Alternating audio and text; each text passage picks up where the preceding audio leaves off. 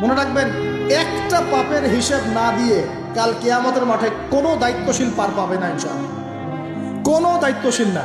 না, এই যে আমি লেকচার দিচ্ছি না, আল্লাহ পাক আমাকেও দাঁড় করাবেন, দাঁড় করায় বলবেন, তোমাকে আমি দিনের যে জ্ঞান দিয়েছিলাম সেই জ্ঞানের হক তুমি আদায় করেছো কিনা হিসাব দেওয়া। এই যে বড় বড় মুফাসসিরে কোরআন, মুফতি, মুহাদ্দিস বসাচ্ছেন, পাংখা দিয়ে বাতাস করছেন, হ্যাঁ, চা খাওয়াচ্ছেন, কফি খাওয়াচ্ছেন, এক একজনকে আল্লাহ পাক দাঁড় করাবেন, বলবেন কোরআন সুন্নাহর যে আমানত দিয়েছিলাম সে আমানতের সাথে কতটুকু তুমি হক আদায় করেছো হিসেব না দিয়ে পার পাবে না তুমি। ফাইজলামি মনে করেছেন নাকি দিনকে? ঠিক একইভাবে সমাজের, রাষ্ট্রের দায়িত্ব আল্লাহ পাক যাদেরকে দিয়েছেন এক একজন ব্যক্তিকে আল্লাহ পাক দাঁড় করাবেন, দাঁড় করা জিজ্ঞাসা করবেন কোন কোন জনগণের কোন কোন হক তুমি নষ্ট করেছো, কার কার হক দিয়েছো, কার কার দেও নাই, সবার সামনে হিসাব দাও, তারপর জন্ম দেবে। এত সহজ না, এত সহজ না। দুনিয়ার জীবনের প্রতিটা কাজের হিসাব আল্লাহর কাছে দিতে হবেই হবে, এটা গ্যারান্টি। এই প্রতিটা মেয়েকে আল্লাহ জিজ্ঞাসা করবেন, তোমাকে পর্দার বিধান দিয়েছিলাম, কেন পর্দা করো?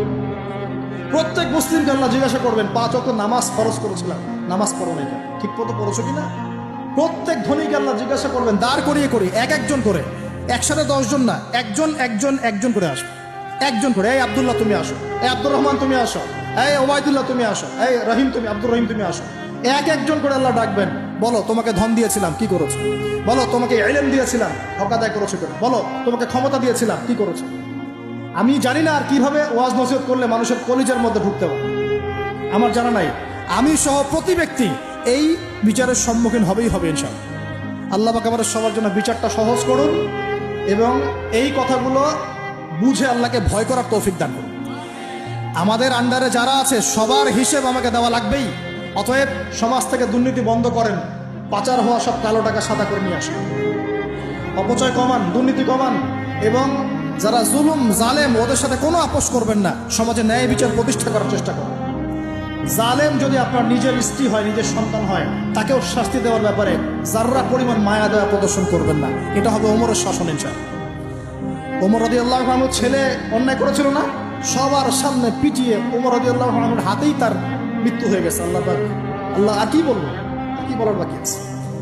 আল্লাহর রাসূল সাল্লাল্লাহু আলাইহি ওয়াসাল্লাম বলছেন, হে ফাতিমা, আমার মেয়ে ফাতিমাও যদি চুরি করতো, আমার মেয়ে ফাতিমার হাতটা কেটে ফেলে দিতাম একেবারে। কে বলছে এটা? আমাদের নবী মুহাম্মদ সাল্লাল্লাহু আলাইহি ওয়াসাল্লাম বলছেন, আমার মেয়ে ফাতিমাও যদি চুরি করতো তার হাতও আমি কেটে ফেলে দিতাম একেবারে। আর আমরা আমাদের দলের লোক, আমাদের সংগঠনের লোক, আমাদের সামাজিক সংগঠনের লোক, আমার চাচা, আমার মামা, আমার খালু, আমার অমুক, এই করতে করতেই তো সব শেষ করে ফেললাম। একটা সাইন করে দিলাম, যাও ওখানে যাও, তোমার জব হয়ে যাবে।